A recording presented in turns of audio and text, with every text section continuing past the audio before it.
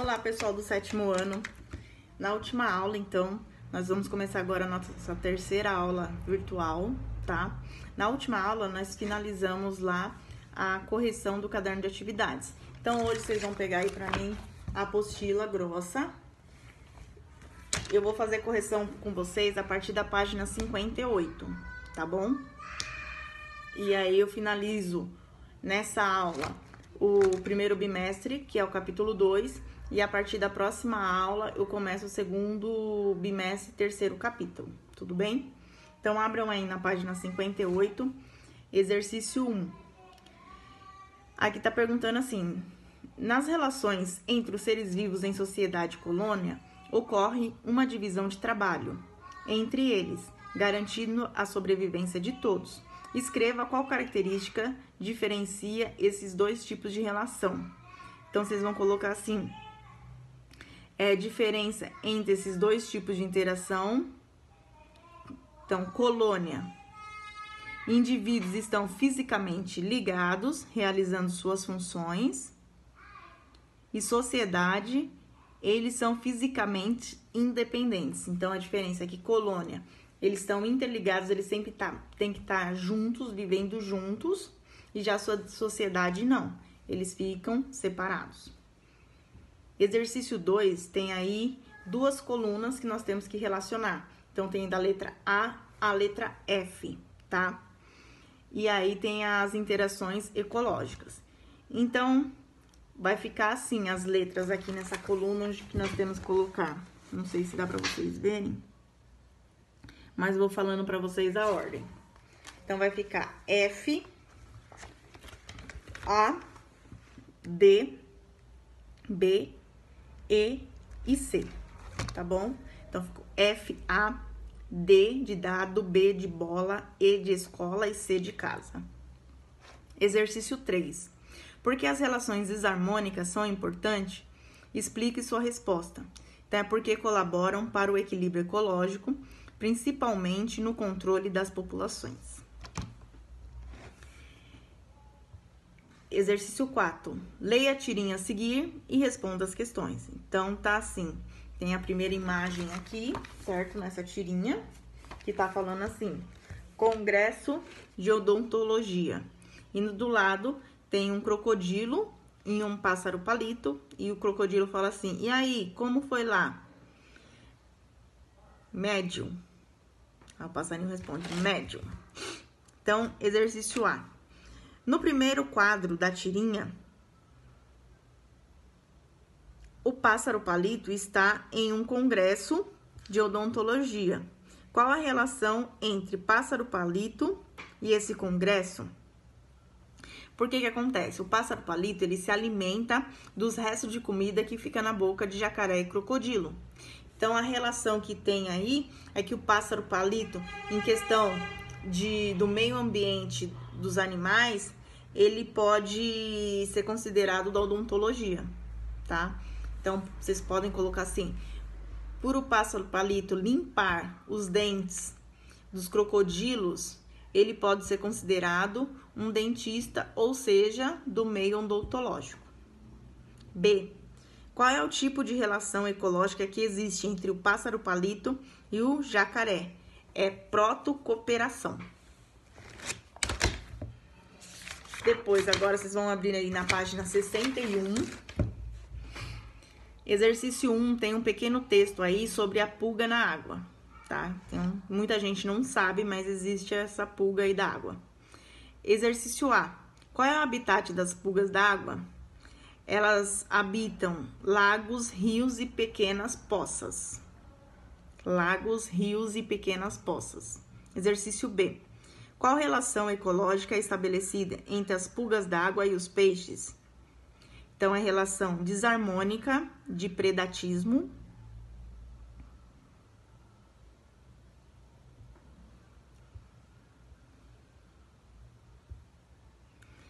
Então, colocou? Relação desarmônica de predatismo, em que as pulgas d'água são as presas e os peixes predadores. No exercício 2, ela é pessoal. Porque vocês vão ter que montar duas cadeias alimentares que tenham ser humano. Então, cada um vai montar de uma forma. Se vocês colocarem, sei lá, o milho, a galinha e o ser humano, já tá certo? Porque o ser humano se alimenta da galinha, a galinha do milho, que o milho, ele realiza fotossíntese, então ele é considerado um produtor. Então, vocês podem fazer de diversas formas diferentes. Exercício 3. Pensando na estrutura das cadeias alimentares, se todos os organismos fotossintetizantes, como plantas e algas no nosso planeta, deixassem de existir, quais seriam as consequências para todos os demais organismos?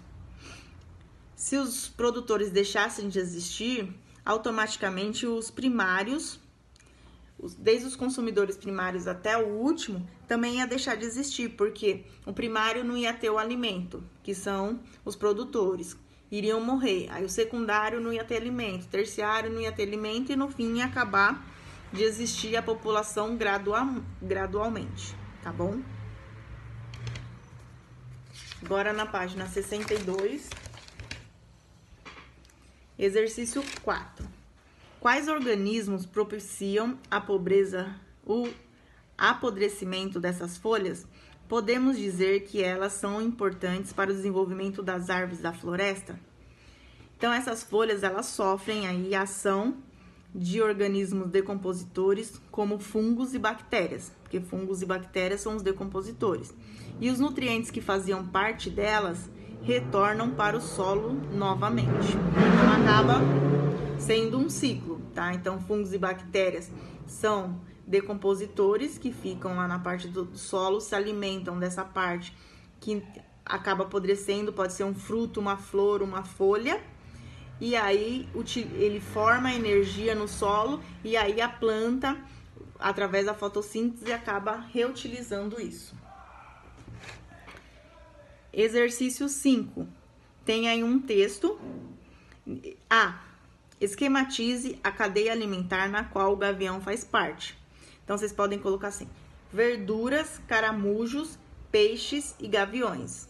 Tá? Então, verduras, caramujos, peixes e gaviões. Porque os gaviões se alimentam do peixe.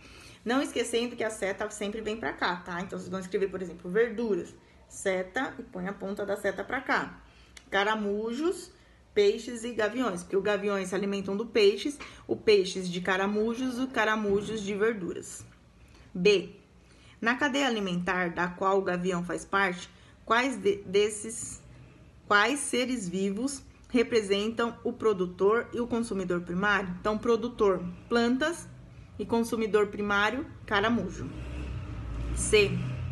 Quais são, provavelmente, os seres decompositores nesse ambiente? Fungos e bactérias. Sempre, decompositores vão ser fungos e bactérias, tá, pessoal? Exercício D. O que aconteceria a esse ecossistema se os seres decompositores não existiam? Iria acontecer o acúmulo de organismos mortos. Por quê? Porque os decompositores, que são fungos e bactérias, se alimentam desses organismos mortos. Pode ser desde um animal ou um vegetal. Eles se alimentam disso. Então, a partir do momento que não iria ter os decompositores para se alimentar desses organismos mortos, iriam aglomerar esses organismos mortos, tá bom? 6. Aqui, assim, na época da reprodução, os machos de muitas espécies de aves exibem sua plumagem e seu canto para atrair as fêmeas, travando assim uma verdadeira disputa. As fêmeas escolherão o macho com maior canto e plumagem, pois isso pode significar que terão filhotes mais fortes que poderão garantir a sobrevivência da espécie. Essa pode ser considerada uma estratégia reprodutiva das espécies? Justifique sua resposta. Sim, pois a escolha dos machos aí, elas escolhem por quê? Porque é o macho que elas acham mais bonitos por causa da plumagem, e o canto é o que atrai as fêmeas. Então, vocês podem colocar assim: sim, pois a escolha dos machos tentam garantir melhor condições aos filhotes. 7. No exercício 7 tem que colocar verdadeiro ou falso, e as questões que forem falsas, vamos ter que corrigi-las, tá? Então, a A é verdadeira, a B é falsa, Porque aqui na B fala que os links, algas e fungos são exemplos de protocooperação. Não são protocooperação, são mutualismo. Aí que tá o erro, tá? Então, não são protocooperação, são mutualismo. C, verdadeira. Então, uma V aí. A D é falsa também. Que tá falando assim que um gato se alimenta de um rato, não está fazendo predatismo, porque os ratos causam prejuízo às cidades. Mas tá errado, porque a relação entre gato e rato é um exemplo, sim, de predatismo. Indiferente se o animal faz mal ou não à cidade, é um predatismo, ok? Agora, exercício 8. No exercício 8 tem a tabela, tá? Aqui nós temos a relação ecológica, que é competição, comensalismo, protocooperação. Se eu colocar o sinalzinho de menos, negativo, mais positivo e 0 é neutro. E aqui, nas duas colunas, como que eu vou ter que responder? Então, a espécie 1, vocês vão pôr positivo e na espécie 2 já está negativo. Protocooperação, também positivo, sinal de mais, na espécie 2 já está mais. Comensalismo, já está mais, vocês vão pôr 0 na espécie 2. Mutualismo, vocês vão pôr mais e na espécie 2 já está mais. Inquilinismo, na espécie 1 já está mais, na espécie 2 vocês vão pôr o 0. Parasitismo, vocês vão pôr mais na espécie 1 e menos na espécie 2. E o predatismo, vocês vão colocar mais na espécie 1 e menos na espécie 2. Quando eu coloco positivo na 1, é que a primeira espécie ela está sendo favorecida. Aí, e se eu colocar mais na 2, ela também está sendo beneficiada. Se eu colocar menos, é que ela não está sendo favorecida ou está sendo prejudicada, ok? E neutro, quando não está sendo favorecida nem prejudicada. Exercício 9. A. Qual é a relação entre o carrapato e a capivara? Parasitismo. Porque o carrapato, ele se aproveita da capivara para sugar o sangue dela. E isso acaba prejudicando. No B. Que relação existe entre a ave e a capivara? Protocooperação. C. Qual é a relação entre a ave e o carrapato? Predatismo. Tá bom? Agora a página 64. Exercício 10, tem aí também uma tirinha. Nós vamos ler, tá? Escrito assim. Estou com um mau pressentimento. Aí, de repente, ele some, né? Na segunda imagem, na terceira. Agora, a mesma cena em câmera lenta. Estou com um mau pressentimento. Então, o que acontece? Acaba aí o lagarto se alimentando do inseto, tá? Então, a pergunta é, que tipo de relação ecológica ocorre na situação entre o camaleão e a mosca? Ela é harmônica ou desarmônica? E justifique. Então, aqui é uma relação desarmônica. Como o camaleão se alimenta da mosca, a mosca foi prejudicada, por isso que é desarmônica, tá bom? Exercício 11. Por que o fato de liberar centenas de ovos pode ser considerado uma estratégia de sobrevivência da espécie? Porque quanto maior a quantidade de ovos que essa espécie solta, tem a maior probabilidade da espécie não entrar em extinção. Sempre vai ter um ser vivo aí no meio deles, tá? Então, vocês podem colocar aí. Quanto maior for a quantidade de ovos liberada, maior é a chance de sobrevivência dessa espécie de indivíduos. Exercício 12. Vocês vão colocar sim, a resposta, tá? Sim, pois permite que o animal escape em uma situação de perigo ou de um predador, ok? Então, agora nós terminamos aí o primeiro bimestre, tá bom?